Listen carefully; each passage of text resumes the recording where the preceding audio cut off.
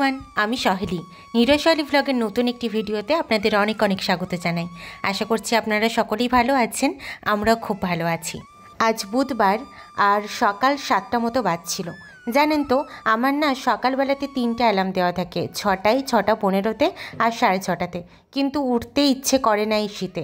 এখানে যদিও এতটা ঠান্ডা নেই, কিন্তু তাও সকালবেলাতে উঠতে কেমনই একটা লাগে। আর আমি তো জেনেই নিই আগের থেকে যে কি রান্না করতে হবে, সেই টাইম দেখেই আমি উঠি।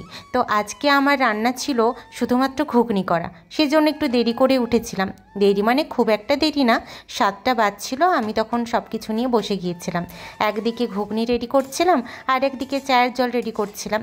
তার আগে অবশ্য অনেক কাজই আমি সেরে ফেলেছিলাম, যেমন ঝাড় দেওয়া, তারপর চৌকাটে যে জল দেওয়াটা থাকে সেইটা, তারপর ওর স্নানের জল গরম করা।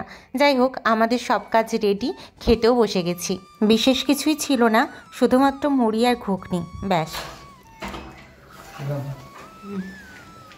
ছাড়ো। আজ বাইরে বেরিয়ে দেখছি পাশের ফ্ল্যাটের গেটটা খোলা। এখানে থাকেন এক বৃদ্ধ দম্পতি। আমাদের পরিচয় হয়েছিল শুধু আন্টির সাথেই। আমি আর মা যখন প্রথম এখানে এসেছিলাম এবং শপিং করতে যাচ্ছিলাম, তখনই ওনার সাথে পরিচয় হয়েছিল। তো উনি আমাদের সাথে অনেক কথা বললেন এবং ওনাকে দেখেই বোঝা যাচ্ছিল যে উনি মারোয়ারি। আর উনি আমার সাথে হিন্দিতেই কথা বলছিলেন, অনেক কথা জিজ্ঞেস করছিলেন যে কোথায় বাড়ি, তারপর এখানে কে কে থাকি, বা মা আমার কে হয়। তারপর ওনার সম্পর্কে বলছিলেন, ওনার এক ছেলে এক মেয়ে, তারপর মেয়ে কোথায় থাকে, ছেলে কোথায় থাকে, সব কিছু বলছিলেন। তো যাই হোক, এখানে আমি যেই মানি প্ল্যান্ট গাছটা নিয়ে এসেছিলাম, সেই গাছটা তো ফার্স্টে জলে রেখেছিলাম, মানে যে বোতলগুলো আমরা কিনে আনি সেই বোতলগুলোতেই রেখেছিলাম। অনেক কষ্টে একটা টবকে হাত বাড়িয়ে নিয়ে এসেছিলাম, দিয়ে তারপর সেটাকে একটু কুড়ে রেখেছিলাম মাটিগুলোকে। তো তারপর দেখলাম যে আজকেও পুরো মাটিটা শুকনো হয়ে গেছে, তো একটু জল দিলাম, তারপর আরেকবার চারিদিকটাকে একটুখানি নেড়ে চেড়ে নিলাম। এই যে সাঁড়াশিটা দেখছেন, এটা না আগে যারা থাকতেন তারা ফেলে গিয়েছিলেন, তো এটা তো আমার কোনো কাজে লাগতো না, সেজন্য এটাকে এইভাবে রেখে দিয়েছিলাম। মা প্রথমে যখন সব কিছু নিয়ে এসেছিল, মানে তুলসী গাছ, তারপর ওই নয়নতারা গাছ বা গাঁদা গাছ, এগুলো সব কিছু এটা দিয়েই করেছিল। তো আমিও এটাই ইউজ করি কোনো কিছুর জন্য। তো এই যে দেখুন, এটা হচ্ছে মানি প্ল্যান্ট গাছ। তো আমাদের বাড়িতে তো আছেই, আমিও একটা নিয়ে এসেছি।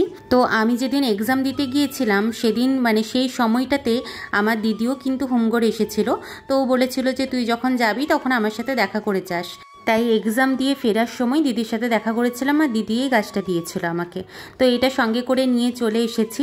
আমাদের বাড়িতে তো গাছ আছেই, লাগানো হয়েছে রিসেন্ট, তো আমি এটা সঙ্গে করে এখানে নিয়ে এলাম। কারণ বলে না যে বাড়িতে মানি প্ল্যান্ট গাছ রাখা খুব ভালো, শুভ। তাই ভাবলাম যে এখানেও একটা রাখি, দুটো জায়গাতেই তাহলে থাকলো। তো এখানে যা অবস্থা করে দিলাম, এটা জানি না আদৌ ঠিকঠাকভাবে থাকবে কি না। পুরো কাদাতে তো মানে লুটোপুটি খাচ্ছে। আশা করছি হয়ে যাবে। এগুলোর জন্য খুব একটা আবহাওয়া বলুন বা মাটি বা জল খুব একটা দরকার পড়ে না, জলেও খুব ভালো হয়। কিন্তু আমি ওই বোতল থেকে সরিয়ে নিলাম, কারণ ভাবলাম যে ছোট বোতল তো কখন কি হয়, পড়ে যেতে পারে। তো সেজন্য এখানে টব যেহেতু এত এত আছে, সেহেতু টবেই রেখে দিয়েছি।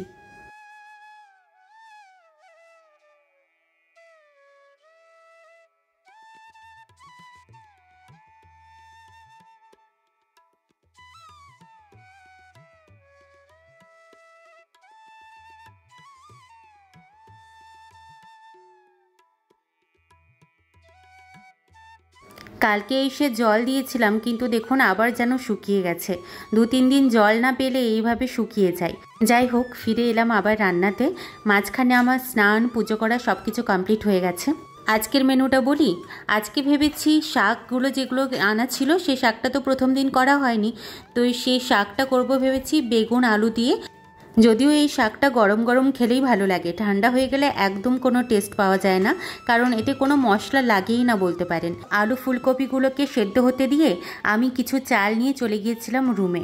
কেন সেটা অবশ্যই বলছি এবং দেখাচ্ছিও। এখানে না সকালবেলাতেই দেখালাম না যে পায়রা আসে, একদম ভোরবেলা থেকে পায়রাগুলো চলে আসে।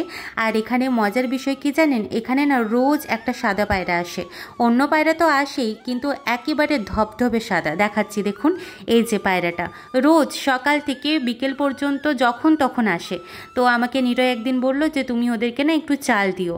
তো বাড়িতেও কিন্তু ও প্রচুর এরকমভাবে চাল দিত বলে সবার কাছে বকুনি খেত, আমি শুনেছি, বারবারই শুনেছি এবং চোখেও দেখেছি। তাই এখানেও বললো, আর আমারও মনে হলো যে হ্যাঁ, সবসময় ওরা এখানে এসে বসে, এখানে 2টি চাল দিয়ে রাখি। জানলা খোলার সাথে সাথে উড়ে গেল তো, কিন্তু একটু পরে এসে যদি আমি দেখি তাহলে কিন্তু সব চালগুলো হাফিস হয়ে যায়। কখন যে খেয়ে দিয়ে চলে যায় বুঝতেও পারি না, শব্দও হয় না এতটুকু। যাই হোক, আবার রান্নাতে ফিরে এলাম।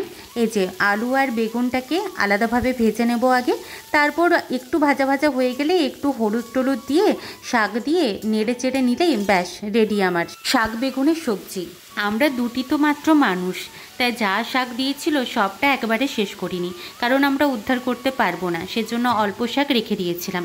কি করব এখনও কিছু ভাবিনি, তবে এই পালং শাক দিয়ে কিন্তু পোস্তও ভালো লাগে, মানে আলু, পালং শাক আর পোস্ত দিয়ে বেশ ভালো লাগে। যদিও শুধু পালং শাক নয়, অনেক রকমের শাকই পোস্ত দিয়ে বেশ ভালোই লাগে। এবার চলে গেলাম পরের রেসিপিতে। এর পরের রেসিপিটা ছিল পনিরের, মানে আগের দিন তো হাফ পনির শেষ হয়েছিল, বাকিটা তো রয়ে গিয়েছিল। তো ভাবলাম যে আরও তো অনেক কিছু সবজি আছে, মানে ফুলকপি আছে, গাজর আছে, কড়াইশুঁটি আছে, সেগুলো দিয়ে আরেকটা রেসিপি তৈরি করা যেতেই পারে। তবে এবারে আমি একটু বেশি তেল দিয়েছিলাম, মানে অন্য রেসিপিগুলো যতটা কম তেল দিয়ে করি, এটা একটু বেশি তেল দিয়েছিলাম। এখানে দেখে যদিও বুঝতে পারছেন না, কিন্তু আসল জায়গায় আমি ঠিক তেল দিয়েছিলাম। তো যেহেতু আমি সমস্ত সবজিগুলোই আমি সেদ্ধ করে নিয়েছিলাম আগে, সেহেতু অল্প তেল দিয়ে এগুলোকে ভেজেছিলাম। তো এগুলো ভাজতে ভাজতে মনে পড়লো ও তো ডিম খেতে ভালোবাসে, তো পনির হচ্ছে, ডিম বা মাছ তো কিছু নেই, তাহলে ওকে এক কাজ করি, একটা পোচ করে দিই। তো এরকম কড়াটাকে আমি আর ধুইনি আলাদাভাবে, ওই কড়ার উপরেই আমি বসিয়ে দিয়েছিলাম একটা পোচ হতে। নিজের জন্য আমি আর অমলেট বা পোচ কোনোটাই কিছু করিনি, ওকেই একটা করে দিয়েছিলাম, কারণ আমার তো পনির আছে, পনির থাকলে আমার আর কিচ্ছু দরকার নেই।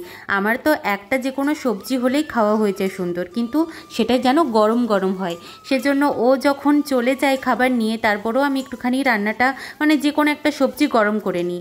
আর ওকে বারবার বলি যে তুমি যখন বেরোবে তোমার ব্যাংক থেকে, তখন আমাকে একটু ফোন করে দিও।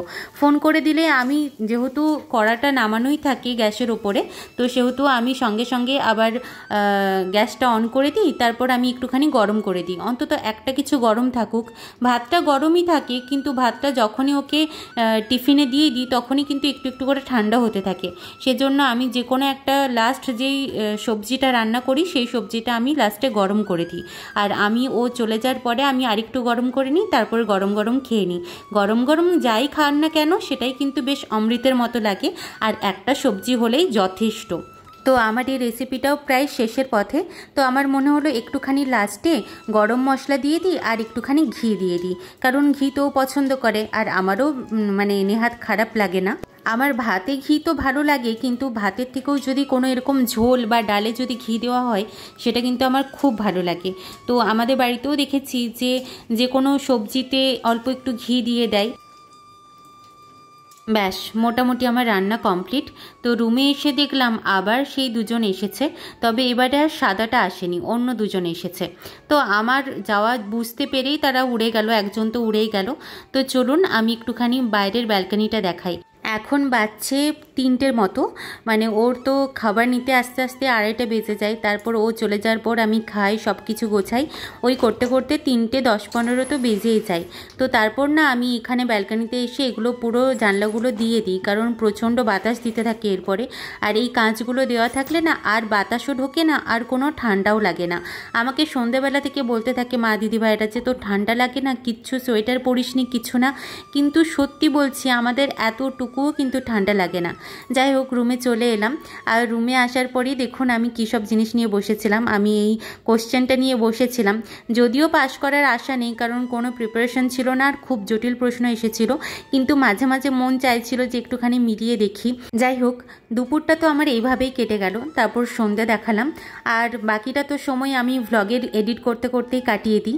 তারপর নিলয় চলে আসে, আর আমিও সঙ্গে সঙ্গে গরম গরম চা রেডি করে নিই, আর সঙ্গেও নিয়ে এসেছিল জিলিপি। তো গরম গরম চা, জিলিপি আর বিস্কিট নিয়ে যাচ্ছিলাম, তো গিয়ে দেখলাম সে হচ্ছে আয়রন করতে বসেছে। তো তাকে বললাম যে যা হোক করে তাড়াতাড়ি করো, ভীষণ খিদে পেয়েছে, তাড়াতাড়ি খেয়ে নাও, আর চাটাও ঠান্ডা হয়ে যাবে।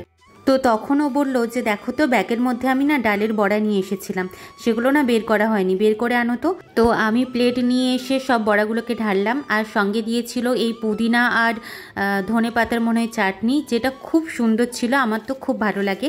আর ও আমাকে বিকেলবেলাতেই ফোন করে বলেছিল, বিকেল ঠিক না সন্ধ্যের দিকে ফোন করে বলেছিল যে আজকে কিন্তু কোনো খাবার কিছু বানাবে না, আমি বাইরে থেকে খাবার নিয়ে যাব। আমি শুধু ভেবেছিলাম যে ঠিক আছে শুধু এই খাবারটা নিয়ে আসবে, কিন্তু এই জিলিপি তারপর ডালের বড়া এত কিছু নিয়ে আসবে সেটা ভাবিনি। যাই হোক, ওটা খেয়ে তো আমাদের পেট ভর্তি ছিল, সেজন্য অনেকটা রাত করে আমরা খেয়েছিলাম। আর কতগুলো নান নিয়ে এসেছে দেখেছেন, 8টার মতো নান ছিল। ও ভালো করে জানে যে আমরা এত খেতে পারি না। যাই হোক, দুটো দুটো করে নিয়েছিলাম, বাকিগুলো কিন্তু প্যাক করে রেখে দিয়েছিলাম, কারণ জানি ওগুলো খারাপ হবে না। আজ এই পর্যন্তই, আবার দেখা হবে নতুন কোনো ভিডিওতে। ততদিন ভালো থাকবেন এবং সুস্থ থাকবেন।